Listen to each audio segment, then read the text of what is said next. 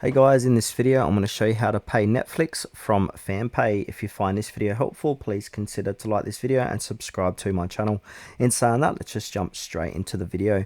Okay, so before we put in our payment details inside of Netflix, we need to make sure you have a FamPay account. So you can download the FamPay app from Google Play or the App Store, complete your KYC verification if needed, and also ensure your Fam card or virtual physical is activated and has enough balance for the subscription.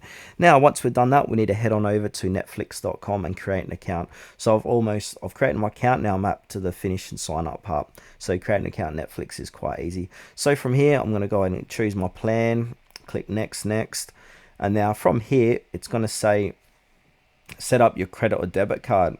So we need to put in our FamPay card details, so card number, expiration date, CVV, name on card, click on I agree, and click on start membership, and then save the payment method. But there is a side note here, so some users I've seen on Reddit that FamPay cards, especially prepaid ones, may not work with Netflix due to international transaction restrictions. So if your payment fails, enable international transactions in the FamPay app, and also try linking the FamPay virtual Visa card instead of the physical one. Now, if it still doesn't work, considering using UPI AutoPay or another debit or credit card.